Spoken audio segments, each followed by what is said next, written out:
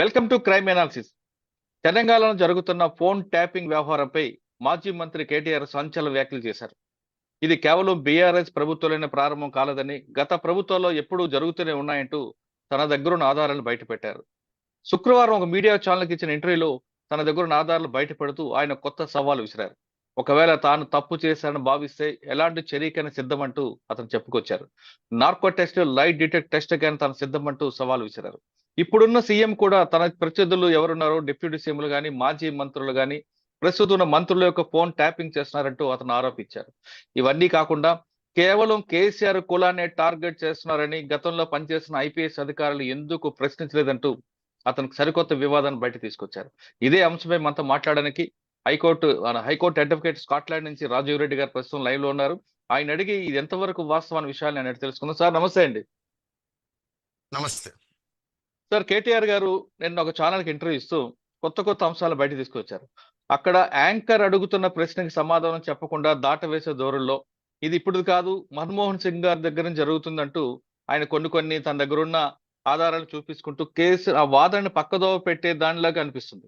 ముఖ్యంగా చెప్తే ఇది మన్మోహన్ సింగ్ గారి నుంచి జరిగింది, గతంలో చాలా జరిగాయి, ఇది కేవలం బీఆర్ఎస్ ప్రభుత్వం ఒకటే చేయలేదు, అంతేకాకుండా ప్రస్తుతం ఉన్న ప్రభుత్వం కూడా చేస్తుందంటూ ఒక ఆరోపణ చేశారు. ఇవన్నీ ఒక పక్కన పెడితే అప్పుడులో ఉన్న పోలీస్ ఆఫీసర్లు ఎందుకు క్వశ్చన్ చేయట్లేదు, కేవలం కేసీఆర్ నే క్వశ్చన్ చేస్తున్నారంటూ తీసుకొచ్చారు. దీన్ని మీరు ఏ విధంగా విశ్లేషిస్తారు? మేము చేయలేదు అని నిర్దిష్టంగా చెప్పకుండా మీరు చేయలేదా, గతంలో మీరు చేయలేదా, లేదా మీరు అది చేయలేదా అని చెప్పి డైవర్షన్ అనమాట. నెంబర్ 1. నెంబర్ 2, మన్మోహన్ సింగ్ గారు చెప్పింది మీరు అక్కడ వింటే, నేషనల్ సెక్యూరిటీ పర్పస్ పైన టెలిఫోన్లు ట్యాప్ చేయడం అనేది సర్వసాధారణం అని చెప్పారు. అది పర్ఫెక్ట్లీ వ్యాలిడ్ అండ్ లీగల్, ప్రపంచవ్యాప్తంగా చేస్తారు. ఇప్పుడు కాదండి, బ్రిటిష్ గవర్నమెంట్ ఉన్నప్పటి నుంచి టెలిగ్రాఫ్, టెలిఫోన్ అని పుట్టినప్పటి నుంచి కూడా ట్యాపింగ్ జరుగుతుంది. అయితే దానికి కొన్ని నిర్దిష్టమైన చట్టాలు, రూల్స్ ఉంటాయి. మన దేశంలో వచ్చేటప్పటికి ఇండియన్ టెలిగ్రాఫ్ యాక్ట్ పాతది, ఇప్పుడు గవర్నమెంట్ కొత్తది తీసుకొచ్చింది. ప్లస్ దానికి జిఎస్ఆర్ రూల్స్ అని ఉంటాయండి. దాని ప్రకారం ఏంటిదంటే, నేషనల్ సెక్యూరిటీ కానీ, పబ్లిక్ సెక్యూరిటీ కానీ, friendly relations with foreign nations కానీ, కమిషనింగ్ ఆఫ్ ఎ క్రైమ్ జరుగుతుంటే ప్రివెంట్ చేయడానికి కానీ ట్యాపింగ్ చేయొచ్చు. దాని ప్రొసీజర్ ఏంటిదంటే, ట్యాపింగ్ చేయాలనుకున్న officer through there unit head, అంటే ఐపీఎస్, మన ఎస్పీ గారు, డిఐజీ ద్వారా హోమ్ సెక్రటరీకి రిక్విజిషన్ రైజ్ చేస్తారు. ఆయన పర్మిషన్తో మాత్రమే చేయాలి. దాంట్లో మోస్ట్ ఇంపార్టెంట్ ఏంటంటే, మన ప్రజలకు చాలా మంది తెలియదు ఏంటంటే, ఎట్టి పరిస్థితులలోనూ ఏ రీజన్ అయినా సరే ఎలక్టెడ్ రిప్రజెంటేటివ్ ట్యాప్ చేయడానికి వీల్లేదు. ఆ రిక్విజిషన్ స్లిప్ లో లాస్ట్ ఒక కాలం ఉంటుందండి. వీళ్ళు డిక్లేర్ చేస్తారు, the target is not an elected representative అని. అప్పుడు మాత్రమే ఇస్తారు. అలాగా ట్యాపింగ్ చేయడం వ్యాలిడ్, లీగలు. అదే మన్మోహన్ సింగ్ గారు చెప్పారు, మేము ట్యాపింగ్ చేస్తున్నామని అనలేదు, నేషనల్ సెక్యూరిటీ కోసం ట్యాపింగ్ చేయడం సర్వసాధారణం అని చెప్పారు. సో ఆయన దీన్ని డైవర్ట్ చేసుకొని కాంగ్రెస్ వాళ్ళు చేయలేదని అక్కడి నుంచి ఆయన పోతూ సెకండ్ ఏం చెప్పారంటే, గత ప్రభుత్వాలలో శంకర్రావు గారు ఎలిగేషన్ చేశారు, పొన్నం ప్రభాకర్ గారు ఎలిగేషన్ చేశారు, అది దానికి వచ్చారు. సో దాని గురించి నేను చెప్తే, అది చేశారో లేదో ఎవరికి తెలియదు. వారు అలిగేషన్ అయితే చేశారు, అనుమానం చెప్పారు, దానిపైన ఏది జరగలేదు. ఇక్కడ మీరు చేశారన్న ప్రశ్నకి అక్కడి నుంచి తీసుకుని వస్తున్నాడు ఆయన. అవును, ఈయన నిర్దిష్టంగా మేము చేయలేదు, మాకు సంబంధం లేదు అని చెప్పాలి.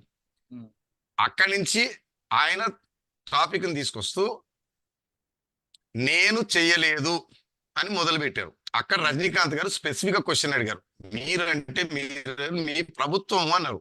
ఆయన దాన్ని దాటవేస్తూ అదే నేను చెప్తున్నాను రజనీకాంత్ అని అంటూ, ప్రభుత్వం అని అనకుండా ఇక్కడ చాలా తెలివిగా నేను చెయ్యలేదు అని అంటున్నాడు. ఆయన సమాధానం, ఆయన ప్రభుత్వం చేయలేదని చెప్పట్లేదు, కేసీఆర్ గారు అని చెప్పట్లేదు, నేను చేయలేదు, నేను చేయలేదు అంటున్నారు. ఆయన చెప్పండి, కరెక్ట్ గా చెప్పదలుచుకుంటే, నేను గాని కేసీఆర్ గారు కానీ, మా ప్రభుత్వం కానీ, మా ప్రభుత్వము ఇట్లా ఇల్లీగల్ ట్యాపింగ్ చేయలేదు అనేది చెప్పాలి. అవును, చెప్పకుండా చాలా తెలివిగా దాటవేసి, అంటే రజనీకాంత్ స్పెసిఫికల్ గా అడిగాడు, అంటే మీ ప్రభుత్వం అంటే అదే రజనీకాంత్ గివ్ మీ 1 minute అనేది అంటూ నేను చేయలేదు అని మళ్ళీ తిప్పాడు. ఇప్పుడు కూడా ప్రభుత్వం వేసే కేసులో దాంట్లో, అంటే బయట సోషల్ మీడియాలో జరుగుతుంది కానీ కేటీఆర్ అని ఎక్కడ నిర్దిష్టంగా చెప్పలేదు. అవును, కొంతమంది పోలీస్ ఆఫీసర్లు చేశారని చెప్తుంటే దానికి అన్వయించుకొని ప్రభుత్వ పెద్దల ఆజ్ఞతోటో లేకపోతే సజ్ఞతోటో అంగీకారంతో వారికి తెలిసి చేస్తున్నారు అనేది తిరుగుతూ ఉంది. సో ఆయన స్పెసిఫికల్ గా మా ప్రభుత్వము, మా ప్రభుత్వంలో ఎవరు, లేకపోతే వారి తండ్రి గారైనా ముఖ్యమంత్రి గారు. అవును. లేకుండా నేను అంటున్నాడు ఆయన. హ్మ్. అది సో ఈస్ ట్రైయింగ్ టు చేయడానికి ట్రై చేస్తున్నాడు. సార్ ఆయన ఇంకొక విషయం తీసుకొచ్చారు. నేను ఎలాంటి తప్పు చేయలేదు. ఒకవేళ తప్పు చేస్తే ప్రభుత్వం మీ చేతిలో ఉంది కాబట్టి, మీరు నార్కో టెస్ట్ అయినా, లైట్ డిటెక్ట్ టెస్ట్ అని పెట్టినా నేను సిద్ధంగా ఉన్నాను. ఆయన ఎక్కడ కూడా మళ్ళీ అంటే మనం ఏమంటారంటే మళ్ళీ తెలివిగా దాట డైవర్ట్ చేసేదన్నమాట. ఫస్ట్ నేను ఇంతకుముందు చెప్పినట్టు నేను చేయలేదు అని అంటున్నాడు. ఆయన చేశారు ట్యాపింగ్ అని ఎవరు అనట్లేదు. హ్మ్. వారి ప్రభుత్వం ఆఫీసర్లు చేశారు. ఆ చేయడం వెనకాల ప్రభుత్వతోటి గాని, సంజ్ఞతోటి గాని, కన్సెంట్ తోటి గాని చేశారనేది జరుగుతున్న ప్రచారం. ఆయన మా ప్రభుత్వము ముఖ్యమంత్రి గారు కేసీఆర్ గారు అని అనట్లేదు. నేను నేను అని మళ్ళీ అంటున్నారు. స్పెసిఫిక్ గా ఆయన ట్యాపింగ్ చేశారని అనట్లేదు. అవును. వెనకాలన్నారు వాళ్ళు అంటున్నారు. దాంట్లో ఈయన కూడా ఉండొచ్చు అని. రెండోది లై డిటెక్టర్ ప్రభుత్వం ఆయన ఏమంటున్నాడంటే నేను సిద్ధము లై డిటెక్టర్ కి, నార్కో అనాలిసిస్ కి టీవీ9 స్టూడియోలో వచ్చి చేస్తాను అని అన్నాడు. హ్మ్. అంటూ అది అన్కండిషనల్ కాదండి, ఆ! కండిషనల్ గా చెప్తా ఉన్నాడు. రేవంత్ రెడ్డి గారు, కిషన్ రెడ్డి గారు కూడా వచ్చి చేస్తేనే చేస్తాను, లేకపోతే లేదు అంటున్నాడు. దీనికి నా సమాధానం ఏంటంటే, రామాయణంలో సీతాదేవి లంకలో ఉండి తీసుకొచ్చిన తర్వాత అగ్ని పరీక్ష ఆవిడ ప్రవేశించింది, కానీ అక్కడ ఆగి నువ్వు కూడా ఇన్నేళ్ళు నేను లేకుండా ఉన్నావు కాబట్టి నీ శీలం పైన కూడా అనుమానం ఉంది కాబట్టి రాముడు అగ్ని పరీక్ష స్వచ్ఛంగా శీలము నిరూపించుకోవాలనుకుంటే కండిషన్ పెట్టకుండా అన్కండిషనల్ గా నేను రెడీ, నేను చేస్తున్నాను, నేను చేశాను, కమాన్ మిర్చి చేయండి అంటే అది వేరే విషయం. అప్పటికి రజనీకాంత్ గారు అన్నట్టున్నారు మీరు చేయొచ్చు కదా అంటే ఆ దాట వేశారు. రజనీకాంత్ గారు కూడా ప్రెస్ చేయలేదు. అంటే హ్మ్. శీలత నిరూపించుకోవాలంటే నువ్వు చేస్తే నేను చేస్తాను, నువ్వు దుంకుతే నేను దుంకుతాను అనకుండా హ్మ్. నేను నిరూపించుకుంటాను. ఎందుకంటే జగద్విత్ అందరు తెలుసు, మనం ఛాలెంజ్ చాలా ఇస్తుంటాము. మీకు తెలుసు గతంలో కూడా రాజకీయ సన్యాసం అంటారు, అదంటారు, ఇదంటారు, ఎందుకు చేయలేదంటే ఆయన స్వీకరించలేదు అంటుంటారు. ఆయనే హ్మ్. దాట వేసేది. హ్మ్. అతను గనక తన శీలము సచ్చీలత నిరూపించుకోవాలనుకుంటే ఈ ఇంటర్వ్యూకి వచ్చేటప్పుడు ఓ లై డిటెక్టర్, నార్కో అనాలిసిస్ తీసుకొచ్చుకొని నిరూపించలేదు నేను రెడీ అనాలి.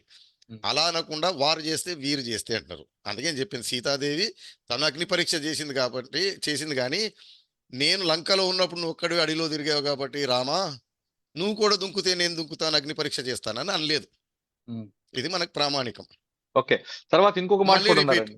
హ్మ్. ఆయన చేశారని స్పెసిఫిక్ అంటలేరు. చెప్పండి. ఇంకో మాట కూడా అన్నారు. కేవలం కేసీఆర్ ఆయన చేశారు అని ఎవరు అనట్లేదండి. అవును. ఆయన చేశారు అనకపోయినా, చెప్పండి. ఇది కేవలం కేసీఆర్ వర్గానికి సంబంధించిన వ్యక్తులనే అనట్లేదు. టార్గెట్ చేస్తున్నారు అని అంటున్నారండి. వర్గము కులం అంటే మళ్ళీ మన దేశ భాగ్యం, మన దేశం ముందు ఊపడం కారణం మళ్ళా కులాలు వర్గాలే వస్తాయి.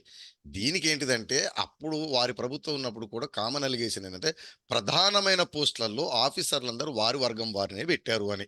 హ్మ్. సరే లాజికల్ గా దాని ప్రకారమే ప్రధానమైన పోస్టులని ఇప్పుడు రాధాకిషన్ రావు గారు తీసుకోండి. ఆయన ఎప్పుడో రిటైర్ అయిపోతే ఎక్స్టెన్షన్ మీదే, అంటే ఉన్న అధికారులకే పోస్టింగ్ లేదు, రిటైర్ అయిపోయిన అధికారిని ప్రధానమైన హైదరాబాద్ టాస్క్ ఫోర్స్ లో కంటిన్యూ చేయటం. అవును. ప్రభాకర్ రావు గారు ఎన్నడో రిటైర్ అయిపోతే వాళ్ళకి పోస్టింగ్ లేక వారు ఎదురు చూస్తుంటే వారిని పక్కన పెట్టి వేరే కేపబుల్ ఆఫీసర్స్ ఉన్నట్టు లేకుండా వారిని ఎక్స్టెన్షన్ మీద కంటిన్యూ చేయడం, లేదా కొంతమంది రిటైర్ అయిపోయిన వాళ్ళని ఓఎస్డీల కింద కంటిన్యూ చేయడం. సో వారు ఎవరినైతే నియమించారో ఆ పదవులలో,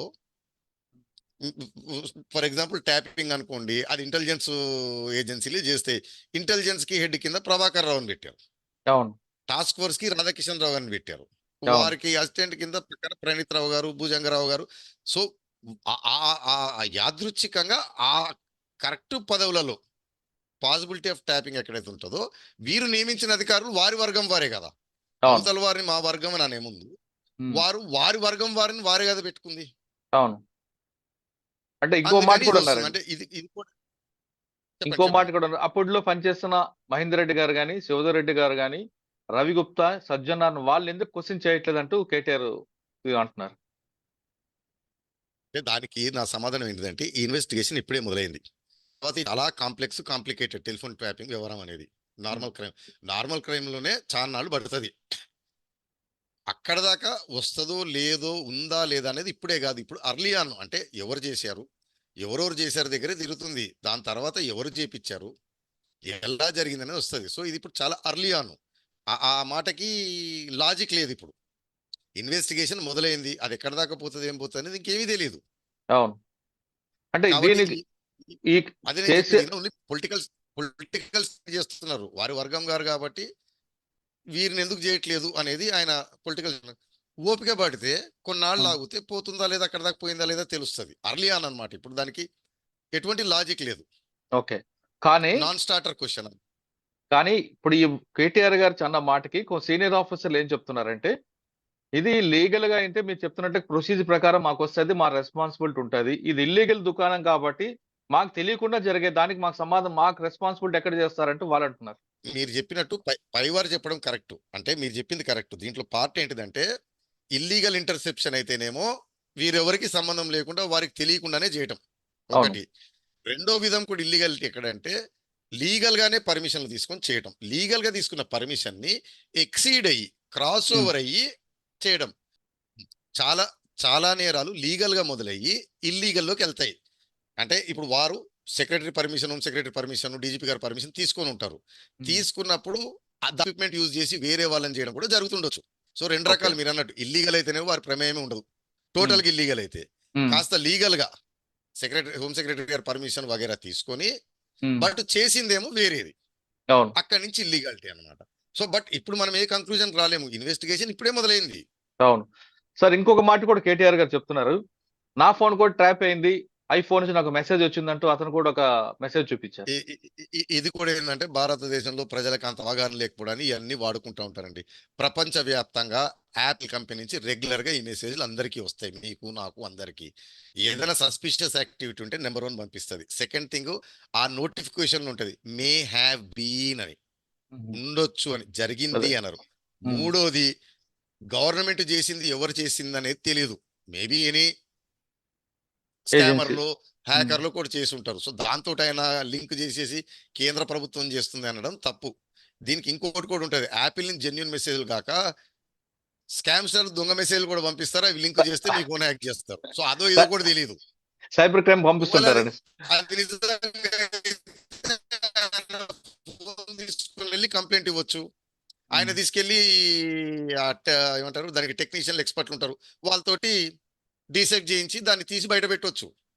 ఊరికే నోటిఫికేషన్ పట్టుకొని జరిగింది అని చెప్పడం అది తప్పు. సాధారణంగా వస్తూ ఉంటాయి అవి. సార్, ఫైనల్ గా చెప్పండి.